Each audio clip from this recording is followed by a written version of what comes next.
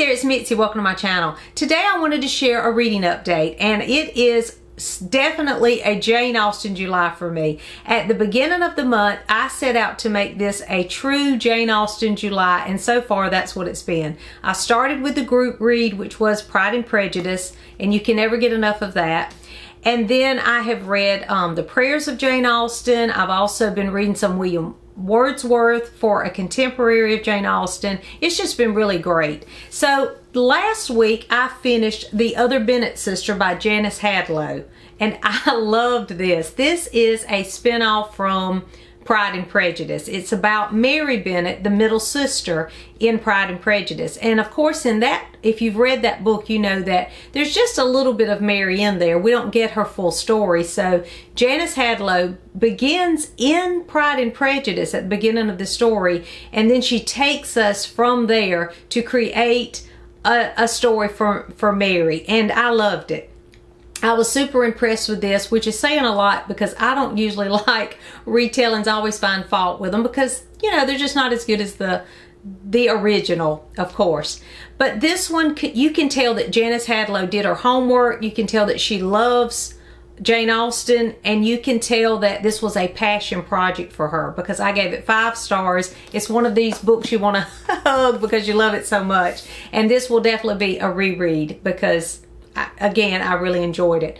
I did hear a few people, when I chose this book, I did hear some complaints, I guess, that the book was too much Pride and Prejudice in the beginning, but I disagree with that. I enjoyed that we had a lot of Pride and Prejudice in the beginning because as those scenes are taking place from that novel, we are getting it from a totally different perspective, which is Mary Bennett's perspective. And I just thought that was a great way to take us into her story because she, you know, takes us back to those parts where she is witnessing what is going on in Pride and Prejudice and how she's responding to that. So for me, I loved it, and I loved how there are catchphrases and little quotes from Pride and Prejudice within the story too. I just found that to be even more interesting and pulled me through the story. So I did love that about it. I also loved the gardeners in this story. That is who Mary ends up staying with later on in the story. And I loved how they were just a great couple and how they showed her an example of a great marriage and family. And they just helped her just find her purpose and just come out in the world as truly Mary should be. And I just thought that was wonderful too. I didn't like how Mrs. Bennett was portrayed as much. I know that in Pride and Prejudice she's anxious and a little silly, but in this she's downright mean. And I really didn't, I don't think she's intentionally mean to her children. She says some things probably she shouldn't say, but I don't think she intentionally would hurt her children, and in this one it came across kind of that way. So I didn't like that part, but she's not that present in the story. I mean, she shows up here and there, but not all the way through, so that really didn't take away from it for me. It was a wonderful story. If you love Pride and Prejudice, I highly recommend this. I think that this gave Mary a voice in a believable way, and I say good job to Janice Hadlow. I hope that she writes some more because I loved this. So then I picked up another retelling of what I thought was Pride and Prejudice, and that is The Murder of Mr Wickham by Claudia Gray. And this is a cozy mystery, and it's more than just Pride and Prejudice. So I suggest reading all the Jane Austen novels before reading this because all the characters are kind of mixed up into this one story. She makes it that they all meet together in one place, and then there is this murder of course, Mr. Wickham, and we solve that crime. And I thought it was just going to be Pride and Prejudice, but it was all of them. Now, you could read this without reading the others, but I think it's more enjoyable as a Jane Austen fan to be completed all the novels and then read it. I think you would get more out of it. But this one was fun. I enjoyed the story. I thought that at the beginning there's this prologue that was super interesting. It showed us where each one of the couples from the Jane Austen novels were at the time and what was going on in their lives. as they progress to this, they're going to stay together at the estate. And then the murder takes place and we have all these clues, just like a fun, cozy mystery will be. I did enjoy that, but I found that I didn't really like the characters as much. I felt like as we started the story, every couple was just miserable. And I didn't want these couples to be miserable because I've already read their stories and they're happily ever afters. And I just felt like, I don't know, I was just disappointed in that, and it just pulled me out of the story more than helped it. So I didn't like that they were all miserable. I mean, every character just seems miserable in this story. And Fanny especially, Fanny Price, if you've read Mansfield Park, you know who Fanny Price is. I did not like the way that she was portrayed in this at all. And I love Fanny, so I was disappointed in that. So I didn't like the characters, the Jane Austen characters. They did not feel like Jane Austen's characters to me. But it still was a fun story, and it was a fun way to celebrate all of Jane Austen's novel. And if you like cozy mysteries and you love Jane Austen, I do recommend it, but I probably would give this maybe 3 stars. So that was what I read next. And then I read a picture book. I found this picture book, I think it was on Book Outlet, and so of course I had to add it because it was about Jane Austen. It's a picture book called Ordinary Extraordinary Jane Austen by Deborah Hopkinson. And isn't it just a beautiful book? I just thought it was precious. And I love the way this started. It's just a little picture book. Uh-oh, I'm dropping things, sorry. Let me put that down there, because everything's sliding out of my chair. But this is a picture book biography, very simple, about Jane Austen.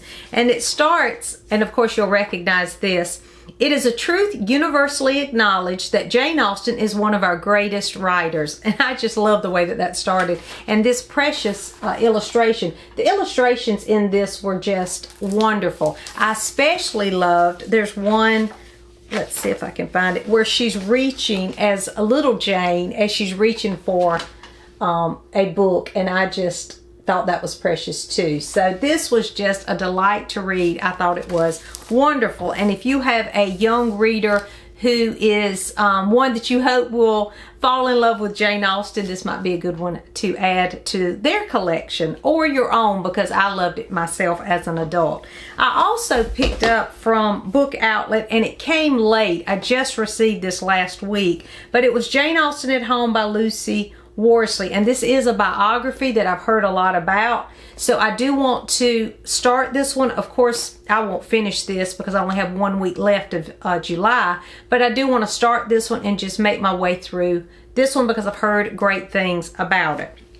And then I read Lady Susan from this collection that I have, which most of them I think have these 3 stories together. Lady Susan, the Watsons, and Sanditon. Now, I have not read the Watsons or Sanditon, but I did pick up Lady Susan because that was our other group read for the second half of July, and I read that one this past week. I really enjoyed that. It's an epistolary novella. And so it's, you know, the whole thing is just letters. That's all it is. And I like that. I like stories written in letter format. So for me, it was a lot of fun. Lady Susan is a piece of work. I'll just say that. And she, you know, just made the story very interesting. She's not a likable character at all, but she made the story super interesting. So I did enjoy that. And then this afternoon, I decided to watch Love and Friendship, which is another title of something written by Jane Austen. I don't know why they use that title, but it is a retelling of Lady Susan, and I enjoyed that too. And so I have, when I looked over the prompts for the Jane Austen July, that means that I have fulfilled most of the prompts. Number 1 was read one of Jane Austen's 6 novels. I read Pride and Prejudice. Number 2, read something by Jane Austen that's not one of her main 6 novels, and I read Lady Susan. Number 3, read a nonfiction work about Jane Austen or her time, and I have been reading the letters of Jane Austen. I'm not finished with the letters, but I should finish those this week.